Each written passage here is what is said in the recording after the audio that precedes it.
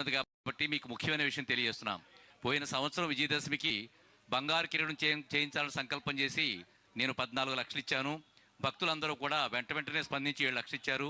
21 లక్షలతోటి అమ్మవారికి 210 గ్రాములకు సంబంధించిన బంగారు కిరీటం, నవరత్నాల పొదగబడిన బంగారు కిరీటం తయారీ అలంకారం కూడా నేను అయిపోయింది రెండవ రోజుని. ఇది కాకుండా అమ్మవారికి ఇంకా 10 కాసుల డబ్బు బంగారం మిగిలిపోతే 10 కాసులు పెట్టి అమ్మవారికి తాడు మంగళసూత్రాలు కూడా చేయించాం. మా తామల రాంబాబు గారు చెప్పారు, ఇంకా డబ్బులు ఉన్నాయి సార్, మనకి బంగారం కూడా ఉందని చెప్పారంటే 4 తులాలు పెట్టి హారం కూడా చేయించాలని సంకల్పించాం. అంటే ఏ ఒక్క రూపాయి కూడా వేస్ట్ కాకుండా భక్తులు ఇచ్చిందంతా కూడా సద్వినియోగం అవుతూ 21 లక్షలతోటి చాలా వైభవంగా అమ్మవారికి అలంకారం జరిగింది. మనసులో ఇంకో సంకల్పం జరిగింది. ఏంటంటే జగన్నాథ్ శర్మ గారు ఏమన్నారంటే, అమ్మవారికి కిరీటం చేయించారండి, మరి ఒంటి నిండా చీర ఉంటే, బంగారు చీర ఉంటే బాగుంటుంది కదా అని చెప్పారన్నారు. ఎంత అవుద్దనంటే 70 నుంచి 75 లక్షల రూపాయల దాకా అవుద్దని చెప్పారన్నారు. ఏమీ ఆలోచించకుండా అమ్మవారి సన్నిధిలో నిలబడి మొన్న 3వ రోజుని ఆ బంగారు కిరీటం అలంకారం చేసిన రోజుని అనౌన్స్ చేశాను. 50 లక్షల రూపాయల దాకా నేను ఇవ్వడానికి సిద్ధంగా ఉన్నాను. ఒకవేళ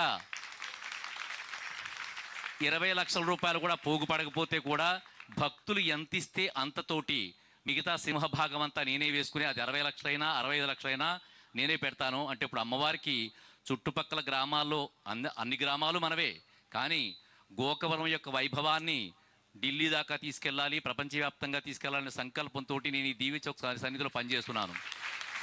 ఇక్కడ మన ఊరి ప్రజలు సంగీతము, నృత్యం ఇలాంటి కార్యక్రమాలు కూడా మన పిల్లలు ఢిల్లీ దాకా మన నృత్య ప్రదర్శన ఇవ్వాలి. మన నుంచి చాలామంది చాలా స్కూల్లో చదువుతున్నారు, కానీ మ్యాథమెటిక్స్, ఫిజిక్స్ లాంటి గొప్ప శాస్త్రీయ విజ్ఞానాన్ని సంపాదించాలంటే మంచి ప్రొఫెసర్లు రావాలి. అలాంటి వాళ్ళని కూడా మా కళ్యాణ మండపం కట్టిస్తాను, 12 కోట్లు పెట్టి కట్టించాలనే ఉద్దేశంతో సంకల్పం చేసి ఆల్రెడీ శంకుస్థాపన జరిగింది. అలాంటి కళ్యాణ మండపంలో మనం అందరం కూడా ఎన్నో కార్యక్రమాలు చేసుకుంటూ, మీరు పడిపూజ చేసుకోవాలంటే ఇది ఇరుగ్గా కూర్చోక్కర్లేదు, ఒకవేళ అంటే ఇక్కడే చేసుకుందాం. ఇంకా పెద్ద కార్యక్రమాలు చేసుకోవాలంటే 10,000 మంది కూర్చుని చేసుకోగలిగే పెద్ద కళ్యాణ మండపం తయారవుతుంది.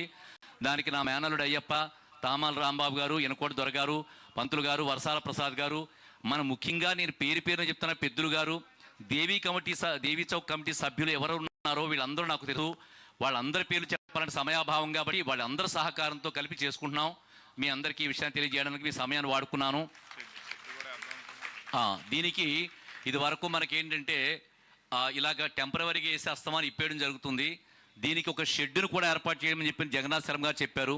దాని ఖర్చు కూడా నేనే భరిస్తూ శాశ్వత ప్రాతిపదిక మీద ఇక్కడ షెడ్డు నిర్మించి బస్సులు వెళ్ళిపోతూ ఉంటాయి, వస్తూ ఉంటాయి. మనం అస్తమానం కట్టుకోవాల్సిన పని లేదు. ఈ షెడ్డు కట్టించి ఎవరెవరైతే ఈ దేవీ చౌక్ ఆలయానికి ఎన్నో సేవలు చేశారో ఆ సేవలు చేసిన వాళ్ళందరి గుర్తుగా వాళ్ళందరూ ఎవరైతే దాన ధర్మాలు ఇచ్చారో వాళ్ళ యొక్క గుర్తులన్నీ కూడా పెట్టడానికి మా దేవీ చౌక్ కమిటీ సభ్యులందరూ కూడా చాలా గట్టి నిర్ణయం తీసుకున్నారు. దీనికి నేను సన్నతి తెలిపాను. దీనికి ఖర్చు కూడా నేను భరించడానికి సిద్ధంగా ఉన్నాను. ఒక్క విషయం చెప్తానమ్మా, ఇక్కడ మనకి అందరి మనసులోని దైవభక్తి ఉంది. నేను తెలిసే కానీ తెలియక కానీ ఏదన్నా నేను ముందుండాలని ప్రయత్నం చేసినా నన్ను క్షమించమని కోరుకుంటున్నాను. ఎందుకంటే అందరి భక్తులు ప్రతి ఇటుక ఉంటేనే కానీ దేవాలయం అవ్వదు.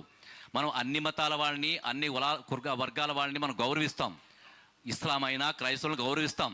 అలాగే మన హిందూ ధర్మాన్ని కాపాడుకోవడంలో మాత్రం చాలా భక్తి శ్రద్ధలతో సమర్థవంతంగా, శక్తివంతంగా ముందుకెళ్ళాలి.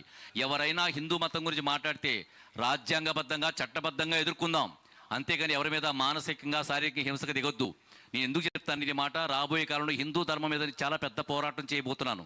పవన్ కళ్యాణ్ గారు కూడా అదే సంకల్పంతో ఈరోజు తిరుపతి నుంచి మాట్లాడారు. అలా మాట్లాడినందుకు ఆయన మీద చాలా దాడులు జరుగుతున్నాయి మానసికంగా. మనం అలా కాదమ్మా, ఆయనకు కూడా మనం తోడుగా ఉంటాం. అన్నామలై లాంటి వాళ్ళు, మాధవీలత లాంటి వాళ్ళు హైదరాబాద్ నుంచి సింహాల్లాగా ఉన్నారు.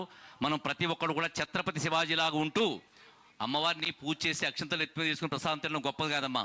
హిందూ ధర్మాన్ని రక్షించుకున్న నాడే, మనం అందరం బలంగా ఉండి ఒకే శక్తిగా ఉన్ననాడే మనకు చాలా ప్రమాదమైన జాతులు దిగుతున్నాయి భారతదేశంలోని. వాడు హిందువులను చంపేయడానికి, హిందూ మతాన్ని లాక్కోవడానికి చాలా ప్రయత్నాలు జరుగుతున్నాయి. సంఘటిత శక్తిగా ఉండి అమ్మవారు ఏదైతే మనకు బలాన్ని ఇస్తుందో ఆ బలాన్ని మనం అందరూ ఉపయోగించుకుని చాలా శక్తివంతంగా ముందుకెళ్ళాలి. నేను అన్ని రకాలు కూడా ఖర్చు పెట్టడానికి సిద్ధంగా ఉన్నాను. అవసరమైతే ఎవరైనా హిందూ ధర్మం మీద దాడి చేస్తే సుప్రీంకోర్టు వరకు నేను లీగల్ సెల్ పెడుతున్నాను. సుప్రీంకోర్టు వరకు కూడా వెళ్ళి వాడిని ముప్పు తిప్పలు తిప్పించగలిగే శక్తి నాకుంది. అలాంటి కార్యక్రమాలు తయారు చేయబోతున్నాను. నాకు ఈ అవకాశం ఇచ్చిన మీకు అందరికీ ధన్యవాదాలు చెప్పుకుంటూ, ప్రతి భక్తులు కూడా ఇక్కడ ప్రతి పురస్కారం కూడా ఇక్కడ కంబాల శ్రీనివాసరావు అంటే నేను కదమ్మా, మీరందరూ కంబాల శ్రీనివాసరావులే.